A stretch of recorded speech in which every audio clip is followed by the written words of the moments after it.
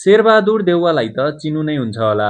उही अस्पष्ट स्वर भएका पूर्व प्रधानमन्त्री तथा वर्तमान कांग्रेस सभापति। पहिला यो भिडियो हेर्नुहोस् है त। सरकारको पालामा थालिएका कार्यहरू र लिएका कतिपय ऐतिहासिक निर्णयहरूको थप कार्यान्वयनको क्रमलाई अघि बढाउँदै सुन्नुभयो? आवाज कति शान्त, कति संयमित र स्थिर छ। ल अब अर्को भिडियो हेर्नुहोस्। निष्पक्ष स्वतन्त्र शान्तिपूर्ण भइरहित वातावरण सम्पन्न गर्ने हाम्रो वचनबद्धता छ। अहिले मैले प्रधानमन्त्री भइसकेको हुनाले मैले सबै कुरा आश्वासन दिने कुरा भएन के केही फरक पाउनुभयो? दोस्रो भिडियोमा आवाज अलि अस्पष्ट छ। यस्तो कसरी भयो त? लाउनुहोस् भिडियो सुरु गरौँ।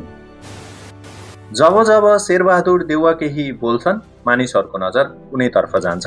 उनको आवाज केही फरक छ। एउटा कुरा के भन्नु छ भने हुँदैन कुरा हो पनि के भन्ने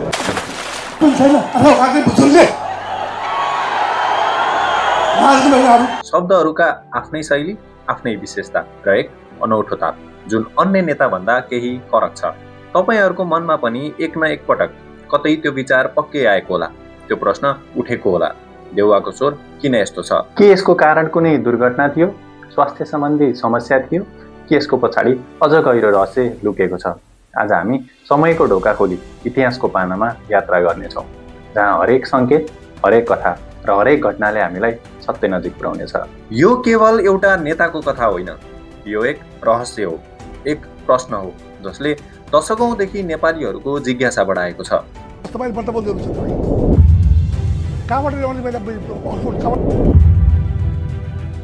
तयार रहनुहोस् है। आज हामी देउवाको स्वरसँगै उनको जीवनको रहस्य खोल्न जाँदैछौँ।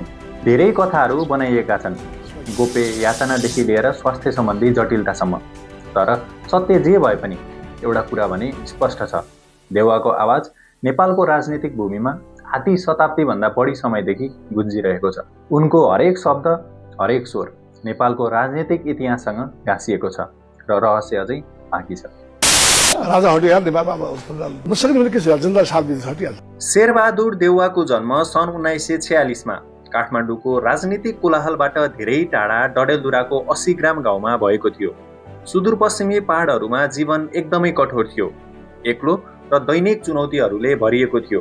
घरहरू सादा थिए, विद्यालयहरू सामान्य थिए र अवसरहरू धेरै दुर्लभ थिए।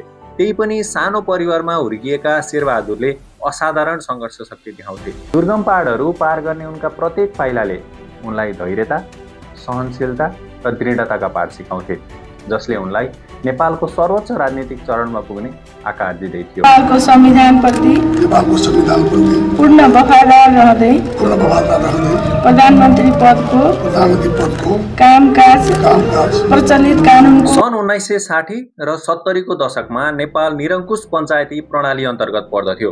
त्यो समयमा राजनीतिक दलहरू प्रतिबन्धित थिए, असहमतिको आवाजलाई अपराध मानिन्थ्यो र विद्यार्थी आन्दोलनलाई पनि कठोर दण्ड दिइन्थ्यो। त्यही कठिन समयमा शेरबहादुर देउवा एउटा दृढ विद्यार्थी नेताको रूपमा उदाए, जसले लोकतन्त्र र सुधारको माग गरे। उनको शान्त स्वभाव, संयमित र गहिरा अभिव्यक्ति र दृढ आत्मविश्वासले सबैको ध्यान तान्यो। उनी केवल बोल्ने र भाषण दिने नेता मात्र बनेनन्, उनी चुनौती दिने नेता बने। त्यही साहस, त्यही विद्रोही सोचले उनलाई सरकारको आँखाको नानी बनायो। गिरफ्तारी, सोधपुछ र निगरानी उनका जीवनका स्थायी हिस्सा बने र यिनै अनुभवहरू बीच उनको राजनीतिक यात्रा मात्र होइन, उनको विशेष स्वरबारे पनि केही अनुमानहरू बन्न थाले। नेपालको तत्कालीन दल रहित पञ्चायत प्रणाली, जसमा राजा अन्तर्गतका स्थानीय परिषदले शासन गर्थे, त्यसको विरुद्ध विरोध प्रदर्शन गरेको कारण उनलाई जेल हालियो र यातना दियो। देउवालाई कथित यातनाले गर्दा जिब्रो र ओठमा चोट पुर्याएको थियो, जसले उनको स्वर अस्पष्ट बनायो भनेर विभिन्न अनलाइन मिडिया र पत्रपत्रिकाहरूले छापेका छन्। तर कुनै पनि प्रत्यक्ष स्रोतले उनका अनुहार, मुख वा जिब्रोमा हमला भएको पुष्टि भने गरेका छैनन् र त्यस्ता चोटहरू प्रमाणित गर्ने आधिकारिक मेडिकल रेकर्ड पनि उपलब्ध छैनन्। देउवा आफैले यी दाबीहरूलाई सार्वजनिक रूपमा अहिलेसम्म सम्बोधन गरेका छैनन्, न पुष्टि गरेका छन्, न अस्वीकार नै गरेका छन्। केही विश्लेषक भन्छन् उनको मौनताले कथालाई स्वतन्त्र रूपमा फैलिन अनुमति दिन्छ र उनी पनि यही चाहन्छन्। देशको लागि जिब्रोमा करेन्टसम्म खाएको छु भन्ने न्यारेटिभ जनतामाझ देखाउन चाहन्छन्। विभिन्न राजनीतिक फोरम र सोसल मिडियामा उनलाई नर्भ ड्यामेज वा पोस्ट सर्जरी कम्प्लिकेसन्सका कारण उनको स्वर अस्पष्ट भएको भन्ने आकलन पनि पाइएको छ। तर यी दाबीहरूका लागि पनि कुनै विश्वासिलो मेडिकल प्रमाण वा आधिकारिक पुष्टि भने छैन र ठूला नेपाली सञ्चार संस्थाले पनि यस्ता घटना रिपोर्ट गरेका छैनन्। हामीले उनको बारे रिसर्च गर्दा नेपाली टाइम्सले 2007 सालमा निकालेको रिपोर्ट अनुसार उनी एउटा अस्थमेटिक चेन स्मोकर भएको कुरा पनि पाइएको छ। यो सँगै उनलाई पेट सम्बन्धी जटिल समस्याहरू पनि भएको पाइयो। त्यसैले उनी पटक पटक ब्याङ्कक र दिल्ली उपचार गर्न पनि गएका थिए। इन्टरनेटमा थप रिसर्च गर्दा अत्यधिक चुरोट पिउने तथा ग्यास्ट्रिक, अल्सर र एसिड रिफ्लक्स जस्ता समस्याले घाँटी र भोकल कर्डमा असर गर्ने कुरा पाइएको छ र समयमै उपचार नभए र चुरोट पिउन कम नगरे अवस्था झन जटिल बन्न सक्छ। त्यसैले यो कारणले पनि उनको स्वर फरक भएको अनुमान गर्न सकिन्छ। अन्ततः भाषिक र क्षेत्रीय कारणले पनि उनको स्वर यस्तो भएको हो भनेर उनकी आफ्नै पत्नी आर्जु राणा देउवाले एउटा पोडकास्टमा भनेकी छिन्। पश्चिमी नेपाल डडेलधुराको सानो गाउँबाट आएका उनी, जहाँ नेपाली भाषा उनको पहिलो भाषा थिएन। उद्योगबाट म डडेलधुरा पुग्दिनु बुढ्नु भइरहेको होइन, अहिले त उनको उच्चारण, ताल र लय स्वाभाविक रूपमा मध्य क्षेत्रका स्थानीयहरू भन्दा केही फरक हुन्छ भनेर उनले भनेकी छन्।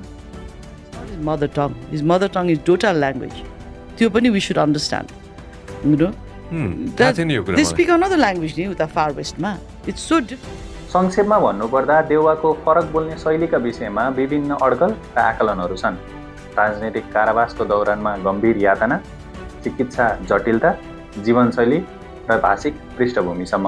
हामीले अभिलेखहरू, जीवनी र पुराना पत्रपत्रिकाहरू पल्टायौँ, तर कतै पनि कुनै एक स्पष्टीकरण पनि प्रमाणित हुन सकेन। त्यसैले यो विषय अझै पनि सार्वजनिक छलफलमा अनुमान र अड्कलको भरमा बाँचेको छ। शेरबहादुर देउवा आफ्नो राजनीतिक जीवनमा अघि बढेसँगै उनको बोल्ने शैलीले पनि जनताको ध्यान तान्न थाल्यो। धेरै राजनीतिक नेताहरू, विशेष गरी उनका विपक्षीहरूले कहिलेकाहीँ यसलाई टिप्पणीको रूपमा प्रयोग गर्थे, कहिलेकाहीँ व्यङ्ग्यको रूपमा त कहिले आलोचनाको रूपमा।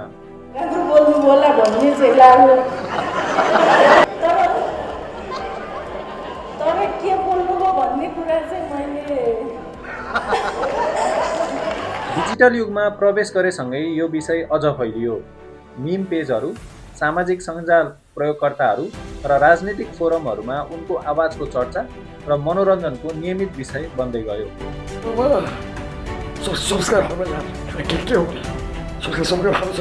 शेरबहादुर देउवाको अस्पष्ट स्वर भए तापनि देउवाले नेपालको अनेक महत्त्वपूर्ण घटनाक्रममा आफ्नो भूमिका निर्वाह गरे।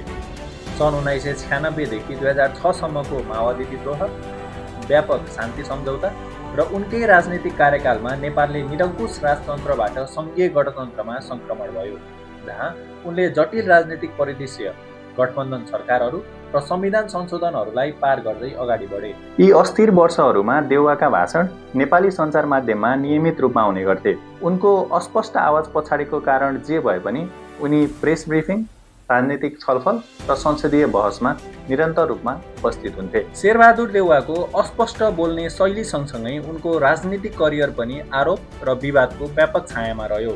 मेलम्ची खानेपानी आयोजनामा निकै ढिलाइ र व्यापक रूपमा लागत बढेपछि उनलाई विरोधकर्ताहरूले ठुलो रकम अनियमित खर्च भएको भन्दै उनीमाथि मुद्दा बनाएका थिए। एयरबस A330 जस्ता ठुला विमान खरिद गर्दा प्रक्रिया पारदर्शी नभएको र निजी लाभका लागि सम्झौता गरिएको भन्ने आरोप पनि खेप्न पर्यो। ताहाचल जस्ता भूभागमा भाडा सम्झौतासँग सम्बन्धित विवादले पारदर्शिता र सरकारी निर्णय प्रक्रियामा प्रश्न उठायो।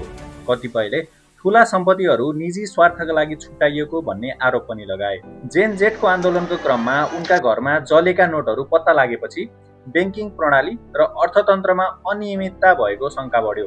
यसले देउवामाथि मनी लन्ड्रिङ, सम्पत्ति लुकाउने र भ्रष्टाचारमा संलग्न भएको आरोपलाई पुनः उजागर गर्यो।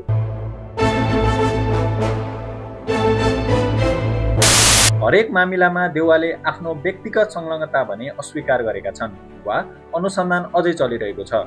नेपालमा नेताहरूलाई केवल भाषणको आधारमा मात्र मूल्याङ्कन गरिँदैन। उनीहरूको हरेक हावभाव, हरेक निर्णय र हरेक मौनतालाई विश्लेषण गरिन्छ। उनको आवाज भने अस्पष्ट हुन सक्छ, तर महत्त्वपूर्ण कुरा के हो भने उनले देशको लागि गरेको हरेक निर्णय, हरेक प्रयास र हरेक समर्पण हो।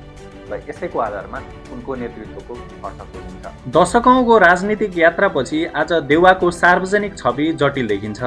कतिपयले उनको लगनशीलता र लामो राजनीतिक यात्राको कदर गर्छन् भने अरूले पारदर्शिता, जवाफदेहिता र निर्णय प्रक्रियासँग सम्बन्धित अझै समाधान नभएका प्रश्नहरूमा ध्यान केन्द्रित गर्छन्।